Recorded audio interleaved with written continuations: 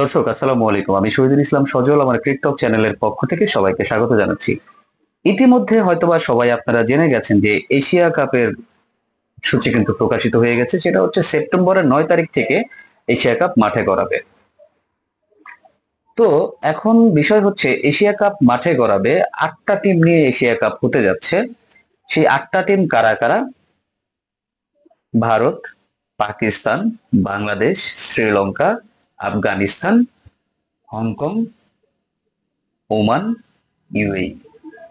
এই 8টা টিম নিয়ে হতে যাচ্ছে এবারের এশিয়া কাপ টি-20 ফরম্যাটে।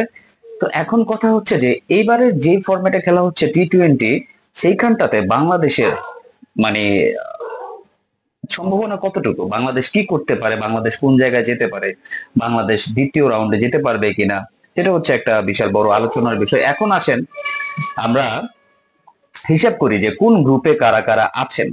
বাংলাদেশ যে গ্রুপটাতে আছে, বাংলাদেশের সাথে আছে শ্রীলঙ্কা, আফগানিস্তান আর হংকং। অন্যদিকে ভারত আর পাকিস্তানের কথা বলে লাভ নেই, তারা কেন জানি একটা সুবিধা পেয়েই থাকে। তাদের সাথে আছে ইউএই আর হচ্ছে আপনার ওমান। তো এক হিসেবে ধরেই নেওয়া যায় ওই গ্রুপ থেকে ভারত পাকিস্তান যাচ্ছেই। এটা ভাই আইসিসির একটা ব্যবসায়িক একটা পলিসি, কারণ তারা চায় যেন ভারত পাকিস্তানের মধ্যে ম্যাচগুলো বেশি অনুষ্ঠিত হোক, মানুষের আগ্রহের কেন্দ্রবিন্দুতে থাকে ভারত পাকিস্তানের ম্যাচ। বাট সত্যি কথা বলতে কি, ভারত আর পাকিস্তানের ম্যাচে কি আগের মতো সেই মজাটা আছে? ভারত কিন্তু ভাই একতরফা ভাবে অলওয়েজ জিতে যায়, সেরকম মজা নাই। এর চাইতে বেশি মজা হচ্ছে বাংলাদেশ বনাম শ্রীলঙ্কার খেলা দেখবেন, বেশি মজা পাবেন। বাংলাদেশ বনাম আফগানিস্তানের খেলা দেখবেন, বেশি মজা পাবেন। তো এখন কথা হচ্ছে বাংলাদেশ কি তুলনামূলক ভাবে আহ দুর্বল গ্রুপে পড়েছে নাকি শক্তিশালী গ্রুপে পড়েছে? আমার কাছে মনে হচ্ছে যেন বাংলাদেশ, আফগানিস্তান এবং শ্রীলঙ্কা এটাকে ভাই গ্রুপ ডেথ বলা চলতে পারে, আমার কাছে এটা মনে হচ্ছে। আর তাছাড়া বাংলাদেশের সম্ভাবনার কথা যদি ডিসকাশন করতে যাই, সেই ক্ষেত্রে আপনি চিন্তা করেন কিছুদিন আগে শ্রীলঙ্কার মাটিতে, শ্রীলঙ্কার ঘরের সুবিধা পাওয়া সত্ত্বেও আমরা কিন্তু শ্রীলঙ্কাকে টি-20 সিরিজ হারিয়ে এসেছি। আর পাকিস্তান তো আমাদের সাথে হেরেই গেল। এখন কথা হচ্ছে বাংলাদেশের কি দ্বিতীয় রাউন্ডে যাওয়ার পসিবিলিটি আছে? ভাই 100% বাংলাদেশের দ্বিতীয় রাউন্ডে যাওয়ার পসিবিলিটি আছে। এবং যেহেতু রাউন্ড রবিন পদ্ধতিতে খেলাগুলো হচ্ছে, প্রত্যেকটা টিমে প্রত্যেকটা টিমের সাথে খেলবে, তো সেই ক্ষেত্রে বাংলাদেশের কিন্তু অবশ্যই সুযোগ আছে। আর 11 তারিখ বাংলাদেশ মাঠে নামবে হংকং এর বিরুদ্ধে। আমরা চিন্তা করতেই পারি বা আশা করতেই পারি, হোপফুল হইতেই পারি যে হংকংকে বাংলাদেশ হারিয়ে দিবে। আর বাকি থাকে দুইটা দল, শ্রীলঙ্কা কিংবা আফগানিস্তান। শ্রীলঙ্কা কিংবা আফগানিস্তানের মধ্যে যে কোনো একটা দলকে যে আমরা হারাতে পারবো না ব্যাপারটা কিন্তু সেটা না।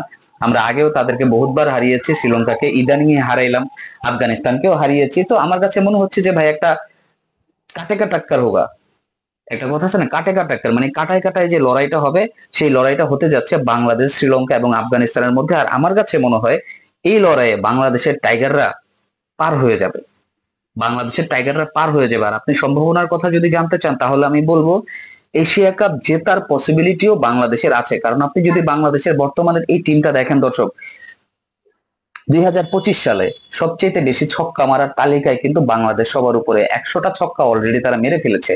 একটা সময় ছিল যখন আমাদের দেশে, আমাদের এই বাংলাদেশ টিমে দুই একজন ছক্কা মারার প্লেয়ার আমরা চিনতাম বা জানতাম, বাট এখন একটা পর্যায়ে আসছে, আপনি চিন্তা করেন প্রথম থেকে তানজিদ হাসান তামিম, পারভেজ হোসেন ইমন, লিটন কুমার দাস, আপনার তাওহিদ হৃদয়, জাকের আলী অনিক, শামীম হোসেন পাটোয়ারি, শেখ মাহেদী হাসান, মেহেদী হাসান মিরাজ, তারপরে হচ্ছে আপনার রিশাদ হোসেন, নাসুম আহমেদ, তাসকিন আহমেদ। ভাই প্রত্যেকেই তো ছয় মারে, কার ক্যারিয়ারে ছক্কা নাই আপনি যদি বের করে দেখাতে যান এরকম কাউরেই পাবেন না। বাট অনেক আগে আমাদের টিমে এরকম প্লেয়ার ছিল যাদের ক্যারিয়ারেও কোনো ছক্কা ছিল বলে আমার কাছে সন্দেহ মনে হয়। বাট বর্তমানে বাংলাদেশের এই টিমটা কিন্তু ভাই প্রায় স্ট্যান্ড আপ হয়ে গেছে, প্রায় ডেভেলপ হয়ে গেছে, তারা সেটার প্রমাণ অলরেডি রাখতে পেরেছে। ওই যে ঘর কোনো হে যে ক্রিকেটটা আগে আমরা খেলতাম, সেই ক্রিকেটটা বর্তমানের বাংলাদেশের এই প্লেয়াররা খেলে না।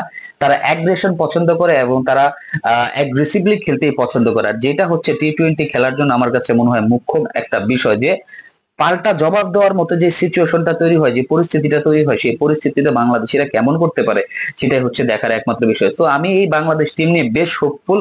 আমি যে বলছি যে বাংলাদেশের ফাইনাল খেলারও সম্ভাবনা আছে, সেটা আপনারা উড়াই দেন না, কোনোভাবে উড়াই দেন না। কারণ দেখেন, আমি আগেই বলছি রাউন্ড রবিন পদ্ধতিতে খেলা হবে। যদি বাংলাদেশ সামহাও দ্বিতীয় রাউন্ডে যেতে পারে, তাহলে সেখানে যে আপনি ভারতকেও হারাতে পারবেন না, কিংবা ওখানে পাকিস্তানকেও হারাতে পারবেন না, আর বাংলাদেশের সাথে এই গ্রুপ থেকে যারা যাবে তাদেরকেও যে বাংলাদেশ হারাতে পারবে না, সেটা কিন্তু আপনি একদম ভুলে যান না। সো বাংলাদেশের সামনে বিশাল বড় সুযোগ আছে ভালো কিছু করে দেখানোর, আর এই টিমটার পক্ষেই ভালো কিছু করে দেখানো সম্ভব, because you never know, anything can happen in this game of cricket. সেখানে ভারতকেও হারাইতে পারি, পাকিস্তানকেও হারাইতে পারি, যে কাউকে হারাই আমরা এশিয়া কাপের ট্রফিও জিততে পারি। সো বাংলাদেশ কোন টিমে পড়ছে, কোন গ্রুপে পড়ছে, সেটা নিয়ে চিন্তা করার মোটেও বিষয় না। সেটা নিয়ে চিন্তাও করতে চাই না, বলতেও চাই না, but very much hopeful with this Bangladesh cricket team. আপনার ব্যক্তিগত মতামত কমেন্টস করে জানাই দেবেন।